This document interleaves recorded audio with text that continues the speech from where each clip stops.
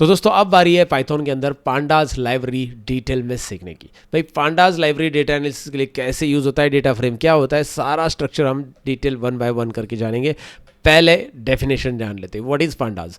Technical definition ये है कि भाई पांडाज एक ओपन सोर्स पाइथन लाइब्रेरी है जो कि डेटा मैनिपुलेशन एंड एनालिसिस के लिए हम यूज़ करते हैं। ये फास्ट कैलकुलेशन प्रोवाइड करता है, देन फ्लेक्सिबल भी है एंड एक्सप्रेसिव डेटा स्ट्रक्चर भी है। इसका डेटा स्ट्रक्चर सीरीज फॉर्म में रहता है और डेटा फ्रेम फॉर्म में। हम डेटा फ्रेम जिसे हम टेबल फॉर्म में भी बोलते हैं, 2D टेबल स्ट्रक्चर रहता है, और 1D लेवल जो कि एरे के फॉर्म में रहता है। और ये बिल्ट ऑन टॉप ऑफ नमपाई। भैया नमपाई के ऊपर ही इसको डिज़ाइन किया गया है। नमपाई के बारे में आपको ऑलरेडी आइडिया होगा। सो ये टेक्निकल डेफिनेशन है, लेकिन इसे थोड़ा सा लेमन टर्म में समझते हैं तो आपको क्लैरिटी और आ जाएगी। Pandas is like a Microsoft Excel inside Python. You heard it right. Microsoft Excel में जैसे हम सॉर्टिंग करते हैं, फिल्टरिंग करते हैं, वो सारा का सारा हम यहाँ पे पांडाज के अंदर कर सकते हैं, पाइथन के अंदर कर सकते हैं, I mean to say pandas की मदद से। But it is more faster than Excel, 1000x more powerful and capable of handling millions of rows easily. भाई एक्सेल के अंदर आपको पता है 10 लाख के ऊपर के रोज़ को तो एंट्री नहीं कर सकते, या फिर 3-4 लाख रोज़ भी डाल देते हैं तो एक्सेल बहुत स्लो हो जाता है। बट भाई पाइथन के अंदर कितना भी बड़ा डेटा रहने दो, आप आसानी से उससे हैंडल कर सकते हैं। और बस हैंडल ही नहीं कर सकते, उसके अंदर क्लीनिंग करना है या फिर उसके ऊपर फिल्टरिंग करना है, जो भी करना है वो सब कुछ यहाँ पे कर सकते हैं। फिल्टरिंग, सॉर्टिंग प्रैक्टिकली हम देखने वाले बाय द वे। तो इसमें क्या क्या कर सकते हैं एक बार ज़रा देख लेते हैं। हम इसमें डेटा रीड तो कर सकते हैं, पांडाज की मदद से CSV और एक्सेल फाइल हम रीड कर सकते हैं पाइथन में। उसके साथ साथ डेटा क्लीन कर सकते हैं हम, साथ में डेटा ट्रांसफॉर्म कर सकते हैं। अब क्लीन में मिसिंग वैल्यूज़ वगैरह क्लीन करना, स्पेस हटाना, टेक्स्ट के बीच में स्पेस है या कैपिटल प्रॉपर कर लेना, ट्रांसफॉर्म करना डेटा को। उसके साथ एनालाइज करना, एनालाइज भी कर सकते हैं, एवरेज वगैरह हम निकाल सकते हैं। प्रिपरेशन करना, डेटा डैशबोर्ड के लिए प्रिपेयर करना, देन डेटा से मिसिंग वैल्यूज़ रिमूव करना, डुप्लीकेट्स रिमूव करना, ये सारी चीज़ें हम कर सकते हैं। उसके बाद फिक्स कर सकते हैं रॉन्ग स्पेलिंग, हम लोग ग्रुपिंग कर सकते हैं डेटा का, अलग अलग कैटेगरी वाइज ग्रुपिंग होगा। डेटा को फिल्टर भी लगा सकते हैं, सॉर्टिंग भी कर सकते हैं एंड एक्सपोर्ट भी कर सकते हैं। नीट एंड क्लीन डेटा को हम एक्सपोर्ट भी कर सकते हैं। तो ऐसे ढेर सारे टास्क हम परफॉर्म कर सकते हैं पाइथन के अंदर पांडाज की मदद से। क्लियर है आपको? Hope so you got the clarity. Now moving on to next, who created pandas. Pandas was created in 2008 by Wes McKinney. ये मैकेनी जो है, इन्होंने एक रियल प्रॉब्लम फेस करी पाइथन के अंदर। ये डेटा एनालिस्ट है, बेसिकली फाइनेंशियल कंपनी में AQR कैपिटल में वो डेटा एनालिस्ट थे। And he needed a tool to analyze financial time series data, जहाँ पे भाई उनके पास टाइम सीरीज का डेटा आता था। सो उसे क्लीन करना पड़ता था, clean and messy data set, then process millions of rows थे वहाँ पे, क्विकली प्रोसेस करने थे। And none of the existing Python tools work, so he built pandas. Pandas the panel plus data, panel plus data called pandas, इस तरह से वो नाम आ गया। Then later pandas become open source develop under NumFOCUS foundation, now use globally in every data science job. सब जगह पे ग्लोबली यूज किया जा रहा है। Now why was pandas created, भाई क्यों क्रिएट किया गया है? Python had no proper data table structure, proper data table structure नहीं था। Only option was NumPy arrays, बस एरेज के मदद से काम करते थे। नमपाई में आपने सीखा है वो। Cleaning text dates missing data was difficult. भाई यार मिसिंग डेटा हैंडलिंग करना, क्लीनिंग टेक्स्ट करना बहुत डिफिकल्ट था, क्योंकि 2D एरे या फिर डेटा फ्रेम में काम करने के लिए कुछ नहीं था। So Excel was slow for large data set, ये सबको पता था कि भाई यार एक्सेल में करना है। And R language had better data tools, Python से भी बेटर डेटा टूल तभी थे पांडाज के पहले। So pandas solve all of these limitation. भाई व्हाई पांडाज क्रिएटेड क्यों है? क्योंकि इसका रीज़न था पाइथन के अंदर ये नहीं होता था और फाइनली क्रिएट हो गया। अब डेटा एनालिस्ट को पाइथन में भी ये पांडाज क्यों सीखना चाहिए? Handling missing rows, then CSV SQL Excel का डेटा लोड करना है, fix messy data quickly, remove duplicates, missing values, filter and transform easily, group aggregation pivots and combine multiple files. ये सारा टास्क डेटा एनालिस्ट कर सकते हैं। तो data analyst को इसके बारे में नॉलेज होना ज़रूरी है। अब प्रैक्टिकली बढ़ेंगे, उसके पहले प्रैक्टिकल बढ़ने के पहले आपको पता है कि भाई यार पांडाज ये लाइब्रेरी है तो उसे इंस्टॉल करना पड़ेगा। जैसे हम नमपाई इंस्टॉल करते हैं, PIP इंस्टॉल नमपाई, वैसे ही PIP इंस्टॉल पांडाज, और उसे इंपोर्ट करना पड़ेगा जब आप कोड लिख रहे हो। तो हर बार इंस्टॉल तो करने की ज़रूरत नहीं, इसे एक ही बार रन करना है अपने VS स्टूडियो कोड में, बट इसे हर बार कोड के साथ रन करना पड़ेगा, तभी उसे पता चलेगा कि हम पांडास को इंपोर्ट कर रहे हैं, पांडास जो हमने इंस्टॉल किया है उसे यूज़ करें, उसके मेथड्स को, उसके अंदर जितने भी मेथड्स है उसको यूज़ करना चाहते हैं हम। सो लेट्स गो ऐड एंड मैं टर्मिनल चालू कर देता हूँ। यहाँ पे प्रैक्टिकल में आते हैं, फटाफट टाइम नहीं वेस्ट करेंगे, एक एक करके देखते हैं। टर्मिनल, न्यू टर्मिनल, और यहाँ पे मैं pip इंस्टॉल पांडास लिख देता हूँ। मेरे केस में ये ऑलरेडी इंस्टॉल है, फिर भी मैं दोबारा दिखा रहा हूँ कि कमांड कैसे टाइप करना है, कैसे इंस्टॉल करना है। आप देख सकते हैं मेरे केस में ऑलरेडी इंस्टॉल, तो इट इज़ शोइंग मी कि भी यार ये तो आपका ऑलरेडी है, सो आपको करने की ज़रूरत नहीं, ऑलरेडी रिक्वायरमेंट सेटिस्फाई, आपके केस में इंस्टॉल हो जाएगा। टाइप क्या करना है याद रखिए इंस्टॉलेशन के लिए, दोबारा आप ये स्टूडियो कोड यूज़ कर रहे हो तो इस तरह से pip इंस्टॉल पांडास। ठीक है, हमने कर दिया इंस्टॉल। सतीश जी आगे बताइए। आगे आप जब पांडास स्टार्ट करोगे, ये हमारा सेशन स्टार्ट हो रहा है जहाँ पे मैंने लिख दिया है import pandas as a pd। तो सेशन स्टार्टिंग में ही आप लिखोगे import pandas as a pd, जैसे इंपोर्ट numpy एज हम यूज़ करते थे np, तो वैसे ही यहाँ पे pd यूज़ करेंगे। सो pd अलाइज नेम यूज़ करेंगे, बार बार पांडास को कॉल नहीं करेंगे, कॉल करना है तो pd यूज़ करेंगे, पांडास को नहीं लिखेंगे, इसलिए pandas as a pd alias use किया है pd। नाउ सबसे पहले csv फाइल को कैसे रीड करता है, लेकिन पहले csv फाइल देख लो।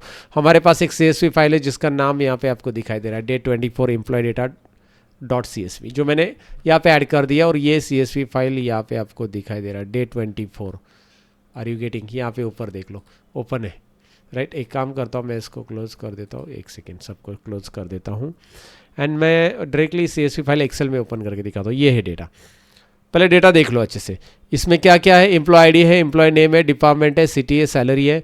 तो जैसे रोहित शर्मा के स्टार्टिंग में भी स्पेस है, प्रॉपर नहीं, एंडिंग में भी स्पेस हो सकता है। स्नेहा पाटिल पूरा कैपिटल आ चुका है, तो इनको मुझे फिक्स करना है। कहीं कहीं पे आप देखोगे अलग तरीके से, पूजा मेहता पूरा स्मॉल में आ चुका है, या पुणे कैपिटल है, मुंबई भी यहाँ पे देखो स्मॉल में आ चुका है।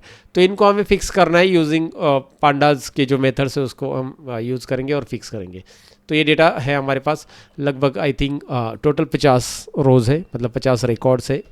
हेडर पकड़ के 51 रोज़ हो रहे हैं, बट हमारे 50 रोज़ है टोटल, मतलब 50 डेटा है। 101 से एम्प्लॉयज़ है, 150 तक एम्प्लॉयज़ है, टोटल 50 रो।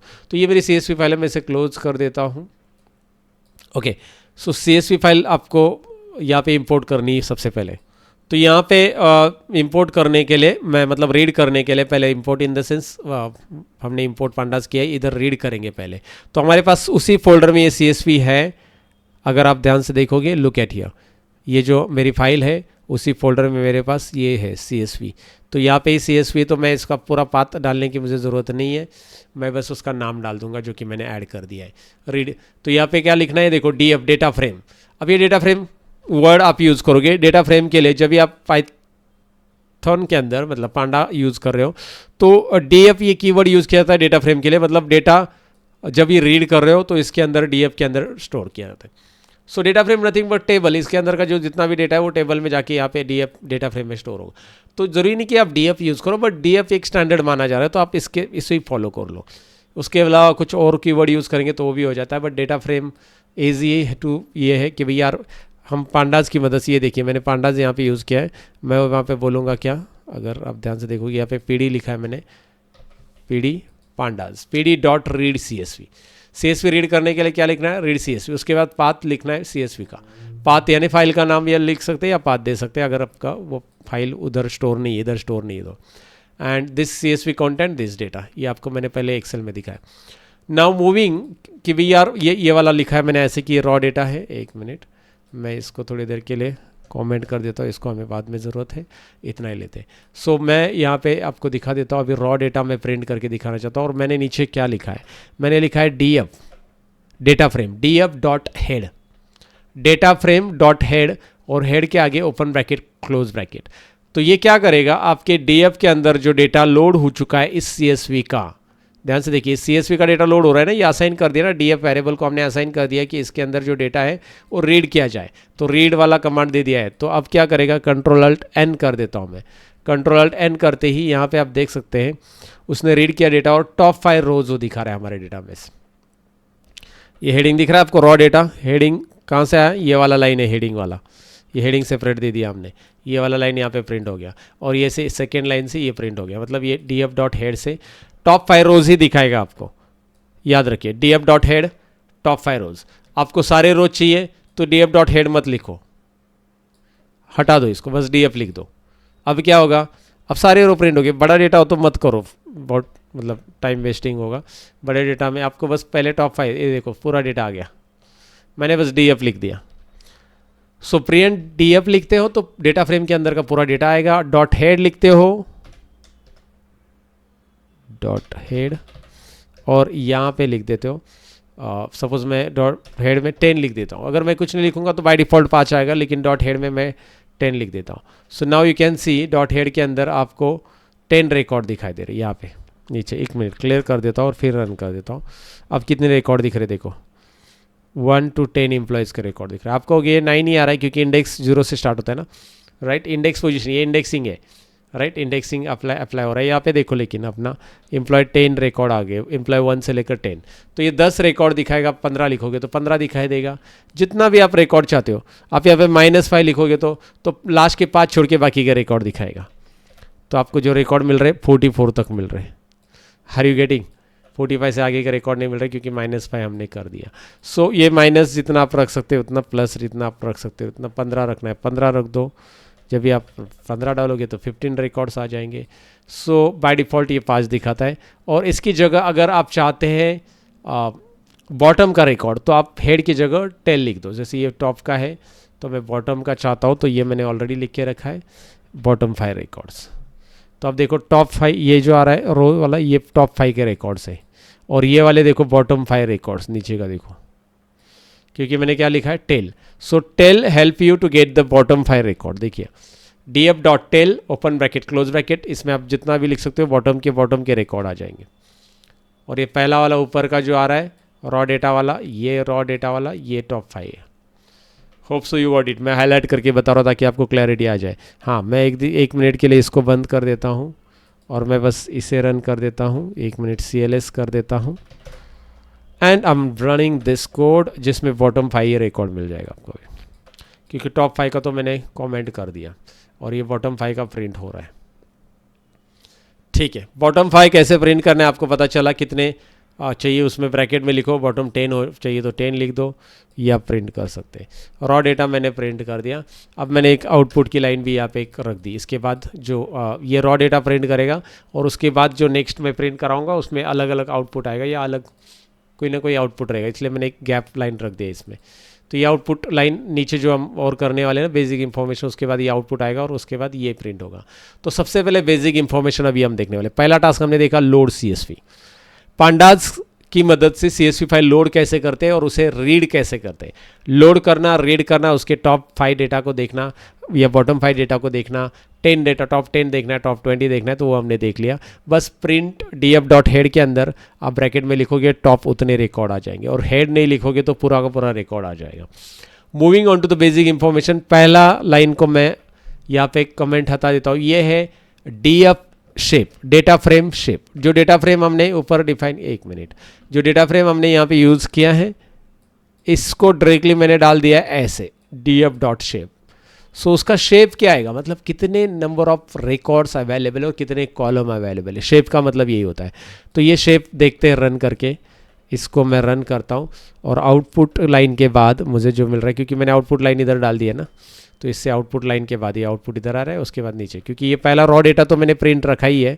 इस रॉ डेटा में से वो बता रहे टोटल रॉ डेटा में, मतलब हमारा जो डेटा एक्चुअली उसमें 50 रो है और 6 कॉलम है। ये देखिए 50 rows and 6 columns. Is it? Yes, we have 6 columns.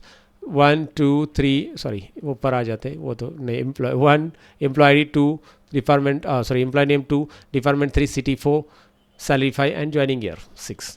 Correct है, 6 कॉलम्स एंड 50 रोज है, जो कि हमें ऑलरेडी पता है। सो शेप हमें क्या बताता है, हमारे डेटा की साइज। चलो ठीक है, उसके बाद आता है कॉलम्स। हमारे डेटा में कौन कौन से कॉलम्स है। So now running this again, अब आपको आउटपुट में क्या दिख रहा है, देखिए आपको कॉलम्स के नाम दिखाई दे रहे हैं, सारे कॉलम्स, और उसका डेटा टाइप भी बता रहा है कि ऑब्जेक्ट, वो कंसीडर ऑब्जेक्ट कर रहा है। ऑब्जेक्ट मतलब टेक्स्ट स्ट्रिंग टाइप का डेटा सब ऑब्जेक्ट में कन्वर्ट होता है, बट एक्चुअली आगे के इसमें हमें पता चल जाएगा इन्फो में। फिलहाल employee ID, employee name, department, city, salary, joining ये है क्योंकि हमने लिखा है df डॉट कॉलम्स। तो कौन कौन से कॉलम है हमारे डेटा फ्रेम में वो पता चल जाता है। अगर आपको कॉलम देखने हैं तो df डॉट कॉलम्स, और अगर आपको पूरा इंफॉर्मेशन देखना है डेटा का तो df info। तो ये क्या दिखाता है, let's clear this, control alt N.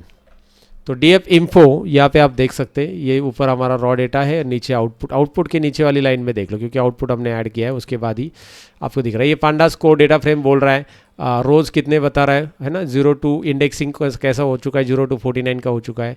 और यहाँ पे employee ID, name, department, city, salary, joining year, ये सब कॉलम है। उसके बाद कितना कितना डेटा है उसमें और किस किस को ऑब्जेक्ट असाइन किया, जो टेक्स्ट वाले उसको ऑब्जेक्ट दे दिया है और जो इंटेजर दे दिया है इसे, राइट, सैलरी और ज्वाइनिंग ईयर। आपको ये एम्प्लॉय आईडी को भी ऑब्जेक्ट दे दिया उसमें क्योंकि एम्प्लॉय आईडी जो है ई अल्फ़ाबेट ऐड है ना, तो टेक्स्ट कंसीडर कर रहा है उसको, टेक्स्ट और नंबर। उसके बाद डेटा टाइप्स बता रहा है कि भाई इंटेजर के 2 डेटा टाइप्स है, 2 है ना इंटेजर के, एंड 4 ऑब्जेक्ट्स यानी कि स्ट्रिंग डेटा टाइप है। तो यहाँ पे उसके बाद मेमोरी कितना यूटिलाइज हो चुका है, 2.5 प्लस KB, सब कुछ यहाँ पे बता रहा है। इंफॉर्मेशन दे रहा है आपके डेटा सेट के बारे में, आपका जो डेटा फ्रेम इंपोर्ट हो चुका है। तो df info, clear, hope so you got the clarity.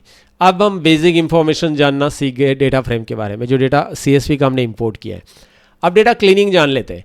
तो सबसे पहले इसको मैं कमेंट हटा देता हूँ, मुझे एम्प्लॉय नाम को क्लीनिंग करना है भाई, मेरे जो एम्प्लॉय नाम है ना उसमें स्पेसेस वगैरह ये करना है। तो लेट्स गो एट, ये देखो क्या लिखा है मैंने, पहले देख लो। मुझे एम्प्लॉय नेम कॉलम को क्लीन करना है। यहाँ पे एम्प्लॉय नेम कॉलम का हेडिंग मैं ले लूँगा, ये यहाँ पे जाकर डेटा में देखूंगा क्या नाम है उसका, एम्प्लॉय नेम। तो इसको ले लूँगा मेरे इस फाइल में।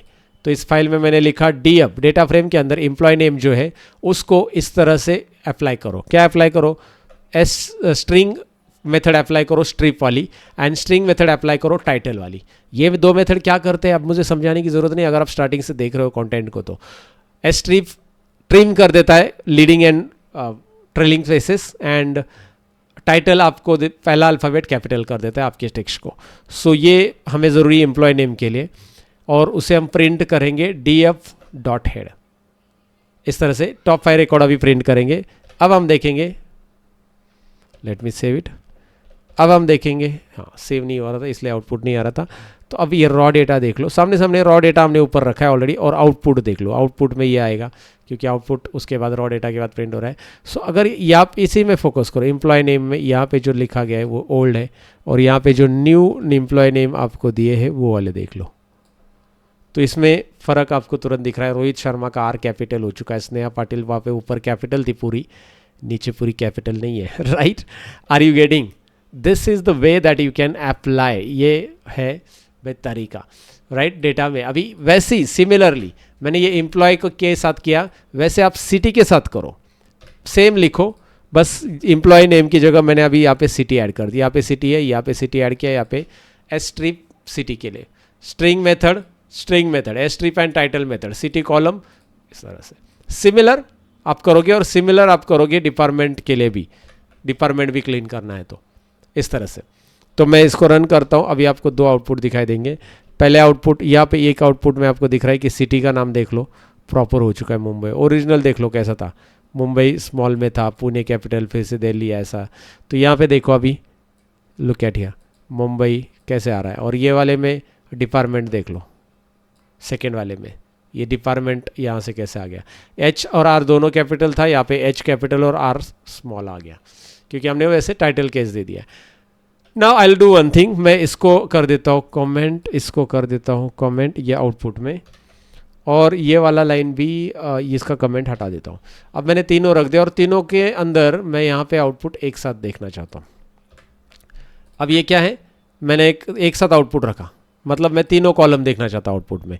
Look at here what will happen now, clear करता हूँ। इसमें मैंने क्या लिखा है देख लो, पहले इसको मैंने लिखा है df employee name, then city and department उसको हेड। मतलब ये डेटा फ्रेम जो मेरी नई बनेगी उसमें ये 3 ही कॉलम मुझे दिखाओ। तो आप जितने कॉलम चाहिए उतने कॉलम विजिबल कर सकते हैं। याद रखो कि ये स्क्वायर ब्रैकेट के अंदर पहले एम्प्लॉय के नाम रखोगे, जिसमें कोमा सेपरेटेड, मतलब एम्प्लॉय के नाम, सॉरी, कॉलम हेडिंग रखोगे आपके टेबल का डेटा फ्रेम का। तो हमारा एम्प्लॉय नेम चाहिए, हमें सिटी चाहिए और डिपार्टमेंट चाहिए, क्योंकि तीनों को हमने क्लीन किया है। और डॉट हेड लिख दो आगे, 5 रिकॉर्ड चाहिए, 5 की जगह आप यहाँ पे रिकॉर्ड लिख सकते कितना चाहिए। सो कंट्रोल अल्ट एन कर देते हैं, इसको देखते हैं आउटपुट कैसा आएगा। ये हमारा रॉ डेटा है एंड ये हमारा आउटपुट है। एंड आउटपुट में आप देख सकते हैं we are getting employee name only, city only and department only with updating this all this strip and all. Are you getting? I hope so कि आपने ये क्लियरिटी समझ में आ गया होगा आपको। इसको कमेंट कर दो फटाफट अभी। तो ये करता क्या है, डेटा क्लीनिंग कैसे करता है आपको समझ में आएगा। एक ही मेथड हमने यूज़ किया यहाँ पे डेटा क्लीनिंग के लिए, आप बहुत सारे और भी कर सकते हैं, जैसे आप रिमूव डुप्लीकेट भी कर सकते हैं। सो रिमूव डुप्लीकेट अभी हम नेक्स्ट मेथड देखने वाले, डेटा क्लीनिंग के बाद remove duplicate. So for duplicate we need to have duplicate in our data, then only it will apply. So let's go add, पहले चेक करते हैं कोई डुप्लीकेट रिमूव करता है क्या।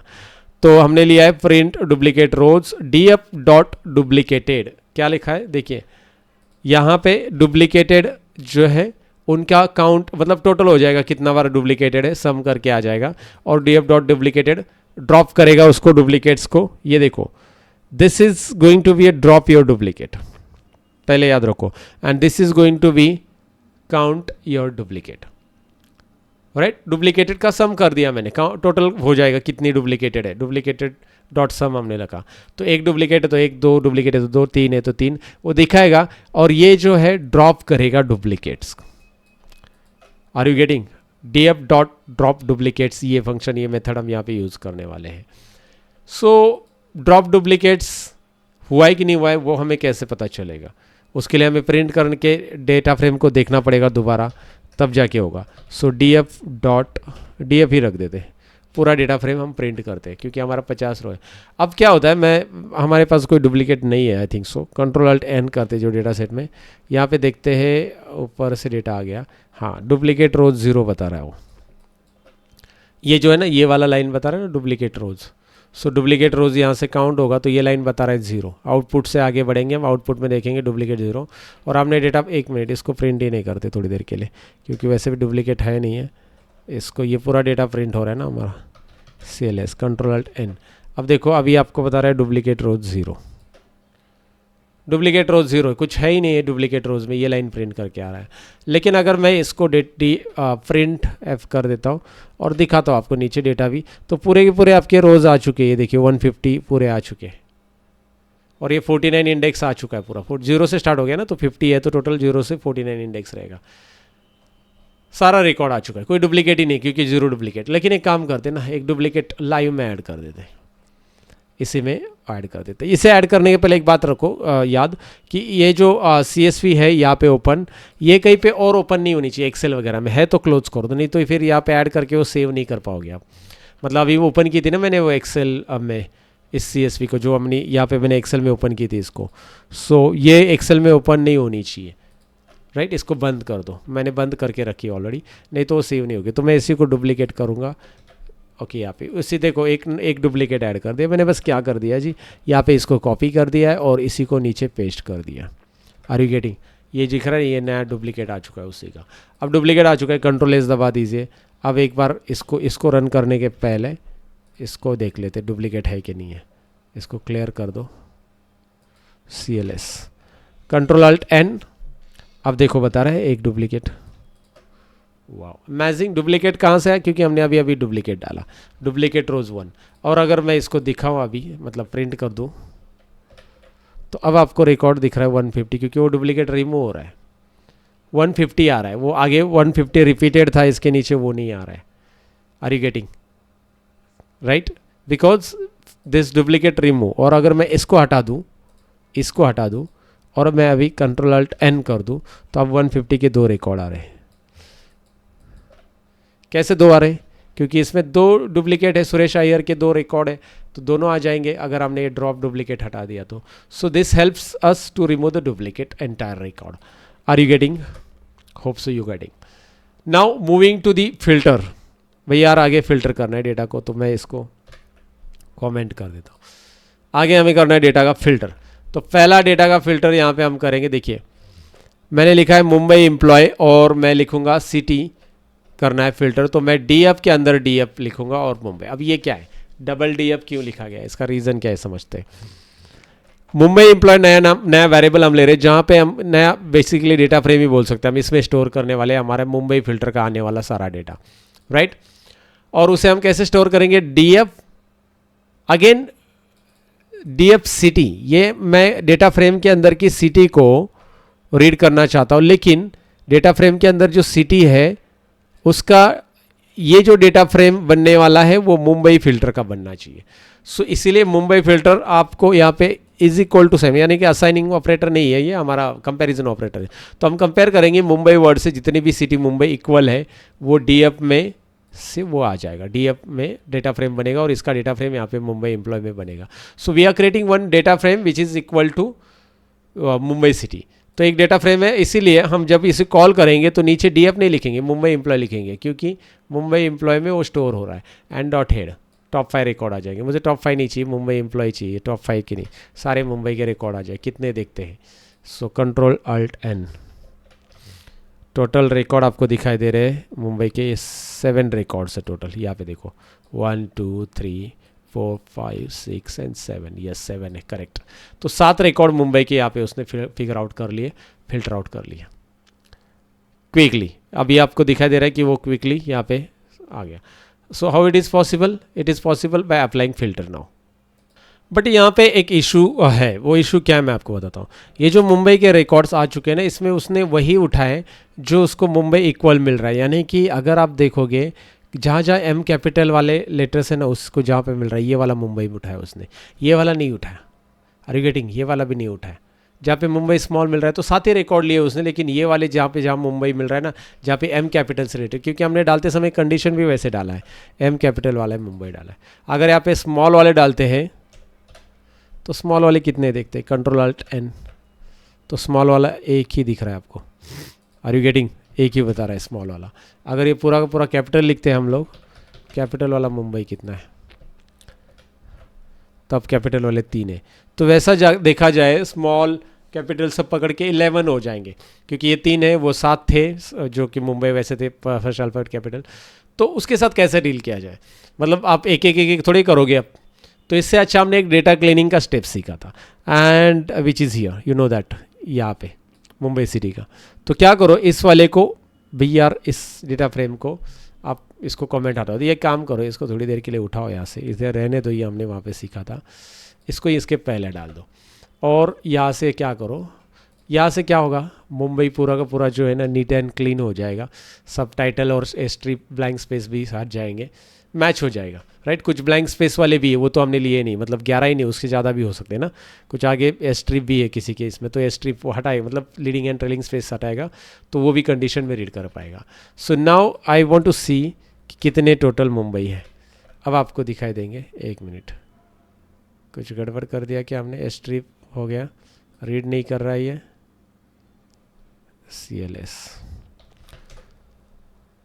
Control S, control alt N, हमें कॉलम का output मिल रहा है। ऐसा कैसे कॉलम का आउटपुट मिल रहा है, बस यहाँ पे इसमें कॉलम ही हेडिंग मिल रहा है, डेटा फ्रेम, अच्छा एम्प्टी डेटा फ्रेम बता रहा है, क्या गड़बड़, अच्छा ये देखिए यार, गड़बड़ कहाँ पे हो गया। हमने यहाँ पे मुंबई कैपिटल लिख दिया है और यहाँ पे उसको टाइटल में कन्वर्ट कर दिया है। आर यू गेटिंग, ये तो दिखना पड़ेगा ना, कभी कभी हो जाता है हमसे भी।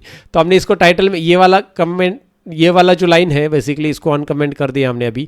तो इसमें टाइटल हो रहा है ना कन्वर्ट, तो इसको भी यार टाइटल डालो तभी तो आ जाएगा कंडीशन, नहीं तो मैच नहीं होगी। इधर कैपिटल लिखा तो डेटा फ्रेम में एम्प्टी हो जाएगा, right. So now let me clear it and control alt N, wow, अब सारे के सारे रिकॉर्ड आ चुके हैं। देखिए मुंबई के सारे रिकॉर्ड उसने पिक डाउन कर लिए।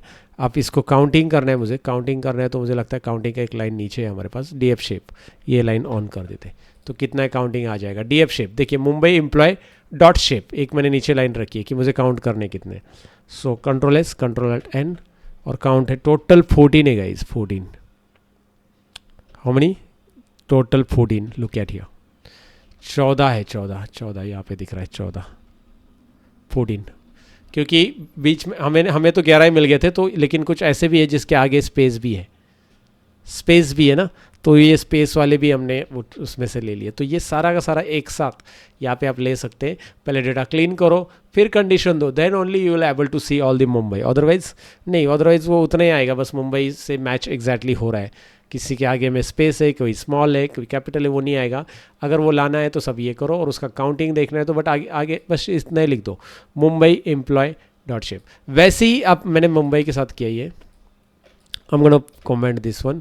I want to get it this salary, कि भाई अभी इसमें तो मुझे कुछ करने की ज़रूरत नहीं है, मुझे बस देखना है कि कितना सैलरी 60,000 से ज़्यादा है। तो 60,000 से ज़्यादा जो वाले हैं, देखिए मैंने क्या लिखा, हाई सैलरी एक वेरिएबल ले लिया, और डीएफ के अंदर मैंने कंडीशन दी थी कि जिनकी सैलरी 60,000 से ज़्यादा है, सैलरी इज़ ग्रेटर दैन 60,000 जिनकी भी है, वो डिस्प्ले किया जाए इस डेटा फ्रेम के अंदर, हाई सैलरी के अंदर। और हाई सैलरी डॉट हेड करेंगे, हेड की ज़रूरत नहीं है एक्चुअली, बस हाई सैलरी लिखो ताकि सारे रिकॉर्ड आ जाएंगे।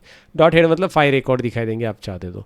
सो यहाँ पे ग्रेटर दैन 60,000 का काउंट भी हम लेंगे। डॉट शेप काउंट लेना है तो डॉट शेप क्या बताएगा, डॉट शेप 0, मतलब 0 क्यों लिखा है, क्योंकि पहले पोजीशन पे जो है, याद रखिए 0 क्यों लिखा है इसमें 0 फर्स्ट पोजीशन वाला 1 लिखेंगे तो आप कॉलम देख पाएंगे, 0 लिखेंगे तो आप रो देख पाएंगे, क्योंकि शेप में क्या होता है, कॉलम और रो दोनों भी आते हैं। रो पहले पोजीशन पे आता है, और पहला पोजीशन यानी कि इंडेक्स में 0 होता है हमेशा, तो शेप 0 यानी कि रो, शेप 1 यानी कि कॉलम।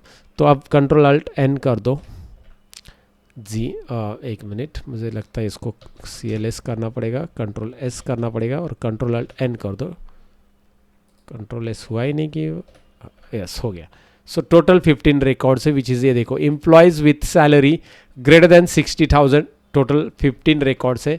एंड यहाँ पे आप देख सकते हैं पूरे के पूरे 60,000 के ऊपर ही सैलरी में देख लो, सब कुछ 60,000 के ऊपर आ गया। बढ़िया, एकदम बढ़िया सतीश जी, क्लियर है, हमें एकदम क्लियरिटी आ चुकी है अब। राइट, आगे बढ़ते हैं अब। हाँ, ये बात याद रखो कि इसको 0 लिखा है, अगर मैं यहाँ पे 1 लिख देता तो मुझे कॉलम बताएगा टोटल, तो मुझे कॉलम तो नहीं चाहिए ना। अब वो क्या बताएगा, 6, क्योंकि टोटल कॉलम 6 है, मुझे 6 नहीं चाहिए, 1 की पोजीशन पे जो वो नहीं चाहिए, 0 की पोजीशन पे जो वो चाहिए। और शेप में 2 पोजीशन होते हैं, रोज और कॉलम्स, तो मैंने इसे 0 रख दिया था। 0 मतलब पहले इंडेक्स की पोजीशन पे जो है वो 0 होता है, और 0 रोज ही आएगा, रोज और कॉलम दोनों आते हैं। So we are getting total salary का कंडीशंस कैसे लगाना है आपको क्लैरिटी आ चुकी होगी कि भाई ये लगाते। चलो ठीक है, हमने फिल्टर भी कर लिया, अब सॉर्टिंग की बारी है। सॉर्टिंग देख लेते हैं पांडास की मदद से सॉर्टिंग कैसे होगा, बहुत कुछ सीख रहे हैं ना डिटेल। अब सॉर्टिंग में जाते हैं, ज़रा डिटेल में जान लेते हैं। So we have, let me uncomment this, एक मैंने वेरिएबल ले लिया डीएफ सॉर्टेड एरे सैलरी, जो कि डेटा फ्रेम उसमें स्टोर होगी, नई वाली सॉर्ट की हुई।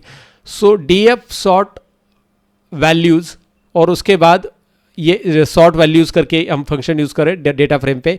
उसके बाद कॉलम, कौन से कॉलम को सॉर्ट करना है, और आगे आपको असेंडिंग चाहिए या डिसेंडिंग, ये आप ऑप्शनल है, ये आप नहीं दोगे तो बाय डिफ़ॉल्ट असेंडिंग लेगा। ये वाला जो आर्ग्यूमेंट है ये आप नहीं दोगे, मतलब आप इतना ही लिखोगे तो ये असेंडिंग ले लेगा, यही सॉर्ट में असेंडिंग हो जाएगा। लेकिन ये दोगे असेंडिंग फॉल्स यानी कि डिसेंडिंग हो जाएगा, असेंडिंग ट्रू यानी कि असेंडिंग हो जाएगा।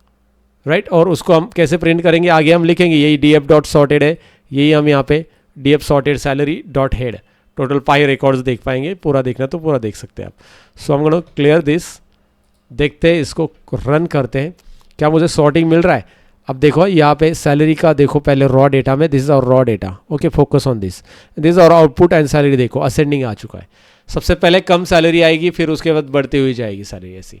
अगर आप असेंडिंग की जगह यहाँ पे फॉल्स रख देते, डिसेंडिंग कर देते, you know that, control alt S, और फिर से रन करते इसको, now you are getting descending. Look at that, ये रॉ है जो कि कैसे पहले इंडेक्स वाइज था, मतलब 1 2 3 4 एम्प्लॉय, लेकिन यहाँ पे देखो एम्प्लॉय आईडी कुछ अलग आ रहा है, क्योंकि ये सॉर्टिंग कैसे हो रहा है, जिसकी ज़्यादा सैलरी है वो पहले आ रहा है। तो अब पूरे रिकॉर्ड को करना है तो ये हेड हटा दो, पूरे रिकॉर्ड मतलब पूरे रिकॉर्ड को देखना है तो पूरे रिकॉर्ड को हो जाएगा। तो आप कहोगे नहीं मुझे इसको अलग चाहिए, अलग फाइल में जनरेट करना है, यहाँ पे जनरेट करके क्या करेंगे। तो आगे मैं ये भी बताऊँगा कि you can export into the CSV, इसका ही रिकॉर्ड एक्सपोर्ट कर सकते हैं। इवन फिल्टर किया हुआ रिकॉर्ड भी अलग अलग CSV में आप ले सकते हैं। कैसे हम उसके ऊपर आगे देखने वाले, पांडास बहुत कुछ है यार, बाकी है अभी। राइट, अब सॉर्टिंग बाय ईयर करना है मुझे, तो सेम जो हमने मेथड करना है सेम मेथड करना है। इसको मैं कमेंट कर देता हूँ और इसको अनकमेंट कर दिया है, और ये देख लो इसमें मैंने ज्वाइनिंग ईयर लिख दिया, सॉर्ट वैल्यू ज्वाइनिंग ईयर। इसमें मुझे असेंडिंग डिसेंडिंग नहीं चाहिए, ये वाला नहीं चाहिए था आर्ग्यूमेंट, देखो ये आर्ग्यूमेंट है क्या किधर, नहीं है, ये आर्ग्यूमेंट लिखा ही नहीं मैंने, क्योंकि मुझे चाहिए नहीं, मुझे असेंडिंग ही चाहिए बाय डिफॉल्ट ईयर वाइज, क्योंकि ईयर पहले वही आना चाहिए जो पहला ईयर लाइक वैसे चाहिए, right. So I am gonna do this control alt N, और ये आप देख सकते हैं ज्वाइनिंग ईयर वाइज सॉर्टिंग आ चुका है, 2016, 16, 16, 17 इस तरह से आएगा। और फिर से देख लीजिए, एक बार मैं क्लियर कर देता हूँ इसको एंड कंट्रोल अल्ट एन कर देते। यहाँ पे ये देखो एक्चुअल डेटा कैसे था 2020 वगैरह ऐसा, अब क्या आ रहा है 16 पहले आ रहा है, फिर 16, 16, फिर 17, 17, फिर 18 ऐसे आ जाएगा। ये बाय डिफ़ॉल्ट असेंडिंग ऑर्डर में ही हमने रख दिया है। बाय डिफ़ॉल्ट अगर आप असेंडिंग का ये वाला आर्ग्यूमेंट नहीं लिखते ना फंक्शन में जी, तो ये वाला जो है डायरेक्टली कॉल करके आप ये कर सकते हैं।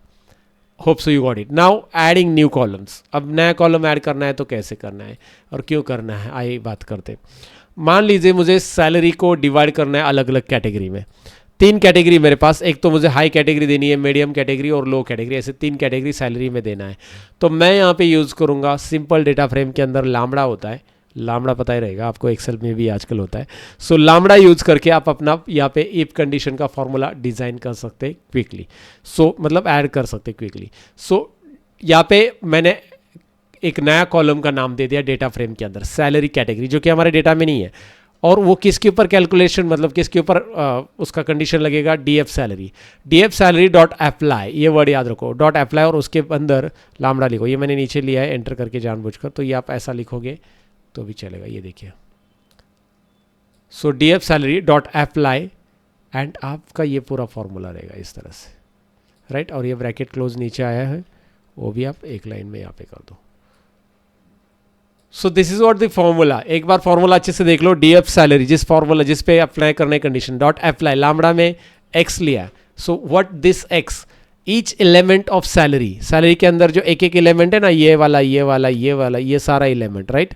सो एक एक एलिमेंट को ट्रैक करेगा एक्स के अंदर। तो एक्स में पहला एलिमेंट देखेगा, if the x is greater than 60,000 तो ये हाई वाला अप्लाई करेगा। ध्यान से देखिए, पहला x मतलब कौन सा वैल्यू है, पहला 55,000, इसे चेक करेगा। ये चेक करेगा 60,000 और उससे ज़्यादा है क्या, ग्रेटर देन इक्वल टू 60,000 और उससे ज़्यादा है क्या, है तो हाई अप्लाई करो, नहीं है तो एल्स में जाओ, और फिर x चेक करेगा दोबारा एल्स में 50,000 के ऊपर है क्या, 60,000 से कम और फिर मतलब 60,000 से कम और 50,000 के ऊपर है तो मीडियम वाला अप्लाई करेगा, है तो, नहीं है तो एल्स में जाओ और लो प्रिंट कर देगा। तो ऐसे आप मल्टीपल कंडीशंस भी ऐड कर सकते हो, right. So I put down like this, इसको मैंने ऐसा ऐड कर दिया, एंटर करके लामड़ा आपको नीचे रखना है एंड डीएफ प्रिंट हेड कर देते, डीएफ जो आपको दिखाई दे रहा है पूरा डेटा प्रिंट, ये यहाँ पे डीएफ हेड कर रहा हूँ मैं क्योंकि डेटा के अंदर ये सैलरी कैटेगरी ऐड होगी, इसीलिए मैं डीएफ हेड प्रिंट कर रहा हूँ। सैलरी कैटेगरी दिख रही कि नहीं देखेंगे हम अभी। सो कंट्रोल एन और we are getting salary category, देखिए यहाँ पे सैलरी कैटेगरी मिल रहा है और यहाँ पे रीड करो ये सैलरी क्या है, देखिए ना, 55,000 मीडियम, 42,000 लो, देन 60,000, ये एक एक करके देख सकते हैं, 60,000 हाई, उसका कंडीशन उसकी कैटेगरी प्रॉपर फॉर्मूला के साथ लग गया है, बल्ले बल्ले, right. Okay, so it means that you just come to know कि भी यार ये हम लामड़ा फंक्शन की मदद से कैटेगरीज नया कॉलम ऐड कर सकते हैं। ज़रूरी नहीं हमें कोई कैटेगरीज इफ कंडीशन ऐड करनी तो मैंने वैसे किया। अगर आपको ज्वाइनिंग सिंपल फॉर्मूला है, आपको काउंट करना है कि भाई कितने साल हो गए, ईयर ऑफ एक्सपीरियंस कितना है उसका, तो आप ये वाला कॉलम ऐड करने के लिए ऐसा लिख सकते हैं। देखो आपको एक्सपीरियंस कॉलम ऐड करना है नया, ये वाला कमेंट कर दिया मैंने, ये वाला एक्सपीरियंस कॉलम ऐड कर दिया जिसमें मैंने लिखा है 2025 माइनस उसका ज्वाइनिंग ईयर। ज्वाइनिंग ईयर क्या है उसका, ये है, कभी 20 है, कभी 19 है, कभी 18 है, तो माइनस कर दिया 2025 में से माइनस कर दिया उसका ज्वाइनिंग ईयर, तो उसका ईयर ऑफ एक्सपीरियंस आ जाएगा। यहाँ पे आपको करंट ईयर डालना है जो आपका चल रहा है और उसमें से माइनस कर दिया joining year, right. Now you might be asking current year automatic, वो भी ले सकते हैं, नाउ डेट वगैरह फॉर्मूला यूज़ करके उसमें से ईयर एक्सट्रैक्ट कर लो। सो कंट्रोल अल्ट एन कर देते हैं। फिलहाल आप देख लो कि आपके पास एक नया कॉलम आया है कि नहीं आया है, क्योंकि हमने कॉल किया है डेटा फ्रेम हेड, और डेटा फ्रेम में जो कि हमने एक्सपीरियंस नाम का कॉलम कॉल किया है एक, जो कि इससे इसका माइनस हो जाएगा and it is added at the end. Look at that, कितना ईजी है नया कॉलम ऐड करना, एक कैलकुलेशन क्विकली 5, 6, 7, 8, और ये लार्ज डेटा के ऊपर तो बहुत स्मूथली काम करने के लिए है। इसीलिए नाउ ईयर ऑफ एक्सपीरियंस हमने कैलकुलेट किया, अब हम ग्रुप बाय ऑपरेशन करेंगे। बहुत सारे ऑपरेशंस मैंने पहले ही कहा, इसमें बहुत सारे ऑपरेशंस है, तो एक एक करके ऑपरेशन जान लेते हैं, डॉक्टर बन जाते हैं हम। नेक्स्ट ऑपरेशन है average salary. So average salary हमें कैलकुलेट करनी है डिपार्टमेंट वाइज। बेसिकली अगर जिन्होंने एक्सेल के अंदर ग्रुप बाय फंक्शन पाइथन के दौरान यूज़ किया है, पाइथन यूज़ किया एक्सेल के अंदर भी होता है, they can easily relate with this group by, क्योंकि वैसे ही यहाँ पे है जैसे एक्सेल में ग्रुप बाय यूज़ करते हैं। तो df dot group by data frame के ऊपर एवरेज सैलरी नाम का मैंने यहाँ पे क्या रख दिया, एक वेरिएबल रख दिया एवरेज सैलरी डिपार्टमेंट।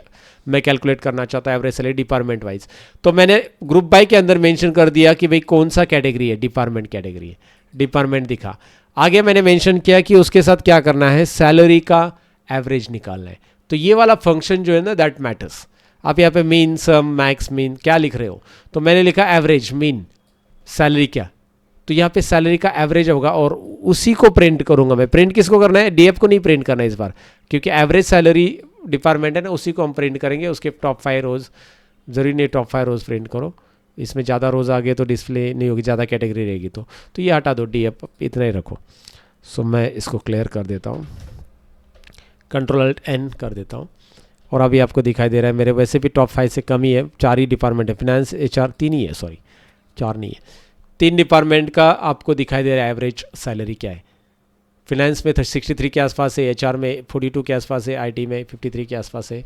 तो ये आपको एवरेज सैलरी मिल रही है, बस इस पर्टिकुलर कमेंट कर देता हूँ इसको। अब मुझे एवरेज नहीं, मुझे टोटल सैलरी निकालनी है सिटी वाइज। तो सिटी वाइज मैंने लिखा DF group by city salary dot sum. देखिए पहले ग्रुप बाय फंक्शन यूज किया, उसका ओपन ब्रैकेट क्लोज ब्रैकेट, उसमें अपने कॉलम का नाम देना है ग्रुप बाय के अंदर। उसके बाद स्क्वायर ब्रैकेट में सैलरी ऐड करनी है और उसके आगे उसका फंक्शन दे देना है, वो कॉलम ऐड करना है सैलरी की जगह, जिस पे कैलकुलेशन करना है वो कॉलम स्क्वायर ब्रैकेट में रहेगा डॉट सम। एकदम सिंपल, रीड कर लो इसे अच्छे से कि भाई पहले ग्रुप बाय, फिर उसके अंदर जिस कैटेगरी पे चाहिए आपको वो कैटेगरी का नाम, जैसे सिटी हो सकता है, डिपार्टमेंट हो सकता है, so and so fourth.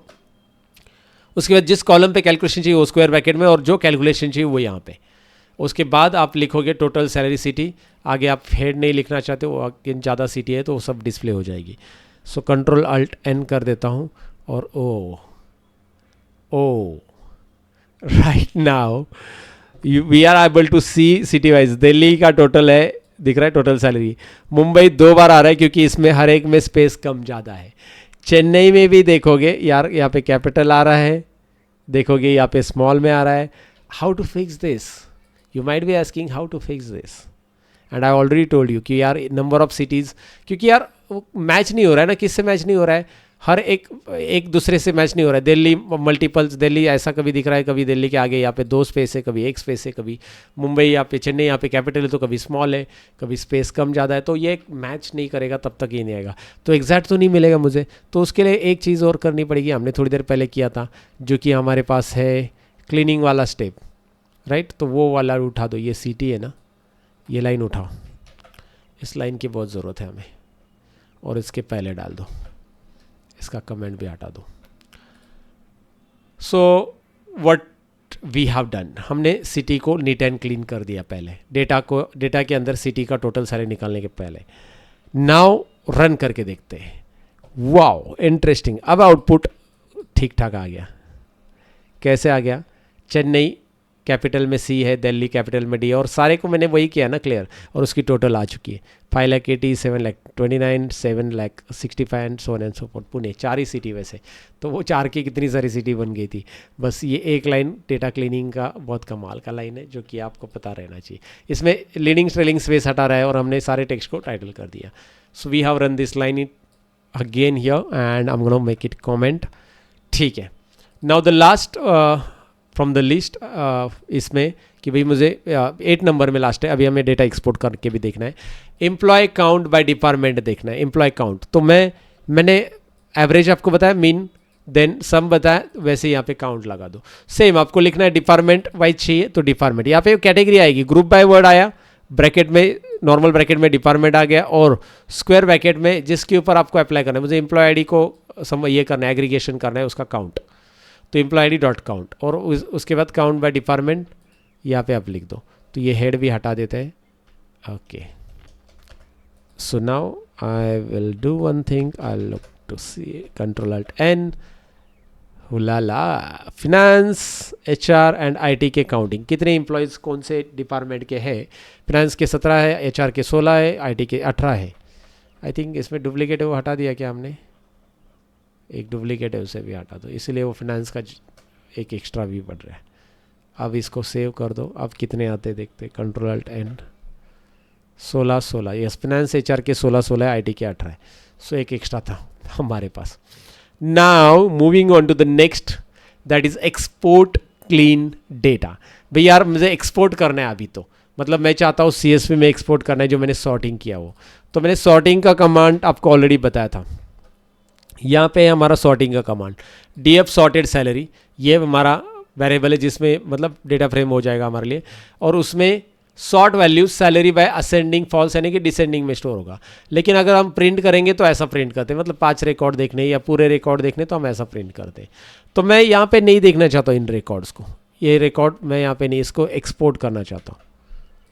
Export तो मैं ये लिखूँगा, ये रिकॉर्ड मैं प्रिंट करूँगा तो यहाँ पे मुझे नीचे आएगा। एक्सपोर्ट करूँगा मैं CSV में, तो कोई भी रिकॉर्ड एक्सपोर्ट करना है उस वेरिएबल का नाम रखोगे जिस वेरिएबल के अंदर आपका डेटा स्टोर है। आपके पास इसमें स्टोर है ना सॉर्टेड रिकॉर्ड, उसके बाद .to_CSV, to_CSV, फिर अपने फाइल का नाम रखोगे और आगे इंडेक्सिंग फॉल्स रखोगे। इंडेक्सिंग फॉल्स है नहीं, जो इंडेक्स आता है ना 0 1 2 ऐसे इंडेक्स आ जाता है ना हमारे डेटा में भी, तो उसकी ज़रूरत नहीं है हमें आउटपुट में, वो इंडेक्सिंग की ज़रूरत ही नहीं है, वो यहाँ पे ठीक है आ रहा है, बट हमारे CSV फाइल में नीचे तो इंडेक्स फॉल्स लिखना ज़रूरी है, राइट। आप वैसे इंडेक्स फॉल्स ये आर्ग्यूमेंट नहीं लिखोगे तो इंडेक्सिंग करके इतना ही लिखोगे, ब्रैकेट क्लोज यहाँ पे कर दोगे तो भी आउटपुट आएगा। बट क्या है, आप फाइल का नाम क्या रखना चाहते हो रखो, उसके बाद ये हो गया। बहुत ही सिंपल है।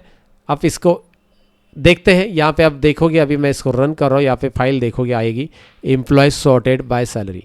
Ctrl+N कर देता हूँ, वाओ न्यू फाइल बन गई है।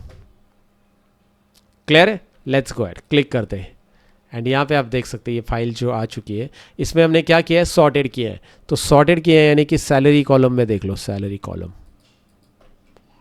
Descending 68 then 67 then 67 then 66 then 65 then 64 3 इस तरह से। Are you getting right? ये एक नया टेबल, आप किसी भी, आपको फिल्टर का चाहिए फिल्टर का भी कर सकते हैं। Let me go add and let me get you on this. मैं इसी को उठा के कॉपी कर रहा हूँ, इसको थोड़ी देर के लिए हम अभी हटा देते क्योंकि हमने इसको कर दिया है। और हम जाते हैं मुंबई सिटी का, कहाँ पे हमने फ़िल्टर किया था, हाँ जी मुंबई सिटी फिल्टर डेटा, ये रहा राइट।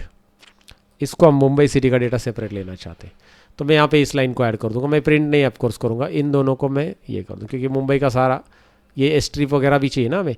सो DF.sorted_to_CSV की जगह हम यहाँ पे क्या लिखेंगे, हम लिखेंगे यहाँ पे कौन सा हमारा ये है मुंबई एम्प्लॉय, तो यहाँ पे मुंबई _एम्प्लॉय, ये DF.sorted_to_salary नहीं, Mumbai employ. Mumbai employ variable है ना, मुंबई एम्प्लॉय वेरिएबल के अंदर ही मतलब इसमें डेटा फ्रेम हमारा रहेगा। टू CSV, इसका फाइल का नाम क्या रखना है, मुंबई एम्प्लॉय। मुंबई एम्प्लॉय, जो फाइल का नाम आप रखना चाहते हो वो रख सकते हैं, CSV Mumbai employ CSV, index false रहेगा, यस। तो हो गया, बस हमें क्या करना है, सिंपल है। जो वेरिएबल में हम डेटा लेते थे और आउटपुट देखने के लिए, उसी वाले वेरिएबल को हम कॉल करते थे प्रिंट में, उसको प्रिंट को मैंने कैंसिल कर दिया, प्रिंट नहीं करना है मुझे, एक्सपोर्ट करना है उसको CSV में। तो टू CSV लिख दो, मुंबई एम्प्लॉय.CSV, इंडेक्स फॉल्स कर दो, that's it. Let's run this one, Ctrl+S Ctrl+N, आपको एक यहाँ पे फाइल दिखाई देगी मुंबई CSV आ चुका है, Mumbai employ CSV and Mumbai का ही डेटा दिख रहा है, मुंबई मुंबई मुंबई मुंबई मुंबई सब कुछ मुंबई, राइट। सो हम हैं मुंबई के भाई, right. So you are getting point क्या है वो समझ में आपको। किसी भी डेटा को आप अलग CSV में चाहते हैं तो वो ले सकते हैं, बस उस वेरिएबल का नाम .CSV। यहाँ पे आपको इसका चाहिए हाई सैलरी वाला डेटा अलग सा प्रिंट चाहिए, तो इसमें हाई सैलरी .to_CSV और आगे फिर फाइल का नाम जो चाहिए वो दे दो, और उसके बाद ये नाम तो आप जो चाहिए दे सकते हैं, आपके फाइल का नाम है, यू कैन असाइन इट।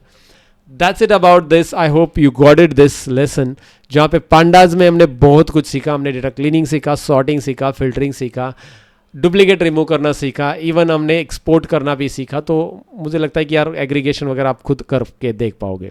एक पूरा का पूरा एक मास्टरी क्लास यहाँ पे रहा। पांडाज के PPT पे दोबारा जाते हैं, और इस PPT में मैंने हालांकि सारी चीज़ें एक्सप्लेन की है कि पांडाज का डेटा स्ट्रक्चर 1 डायमेंशनल कैसे रहता है, उसके बारे में एक्सप्लेन किया है। देन डेटा फ्रेम कैसे होता है एक्सप्लेन किया है। सो डेटा फ्रेम टेबल के स्ट्रक्चर में रहता है, राइट, इस तरह से वो एक्सप्लेन किया है। उसके बाद मैंने reading data files, read CSV, read excel, read JSON file कैसे रीड करना है, that we have learn. Data frame basic operations हमने देख लिए। देन डेटा फ्रेम के सारे बेसिक, ये सारे बेसिक ऑपरेशन आप करके देख सकते हैं। हाँ, df डॉट डिस्क्राइब करेंगे तो आपको पूरा स्टैटिस्टिक आ जाता है, जो हमने नहीं किया था, बट अगर आप चाहिए तो ये मैं करके दिखाता हूँ, df डॉट डिस्क्राइब। वैसे उसके अलावा बाकी सारी चीज़ें हैं, तो ये नोट्स आप फॉलो कर सकते हैं। तो df डॉट डिस्क्राइब एक लास्ट करके देख लेते हैं। अगर मैं डेटा फ्रेम में आ जाता हूँ और इसको मैं कॉमेंट ही कर देता हूँ, कमेंट कर दो इसको, और df डॉट डिस्क्राइब डाल देते हैं यहाँ पे, df dot describe, okay, and control alt N. So it is going to be describe your data. एक सेकेंड, कंट्रोल एक्स करते इसको यहाँ पे डाल देते हैं, हमारे डिस्क्रिप्शन या df शेप वगैरह है ना, इसमें डाल देते हैं, राइट, यहाँ पे हम डाल देते हैं इसको। And I am gonna run this, control alt N, क्यों नहीं आ रहा है, control S, control alt N, describe क्यों नहीं हो रहा है। डेटा फ्रेम का ये डिस्क्राइब आप यहाँ पे भी लिख सकते हैं, कोई इशू नहीं, बट हमने इसका बेसिक इंफॉर्मेशन के स्ट्रक्चर में डाल दिया हमने इसको। अरे सॉरी, ये कैसे दिखाई देगा, हमें इसको प्रिंट तो करना पड़ेगा ना, डायरेक्ट df डॉट डिस्क्राइब हम कर रहे हैं, लेकिन ये प्रिंट के अंदर होना चाहिए ना, ये तो मैं भूल गया। Control alt N, control S करो यार क्विकली, ये देखो।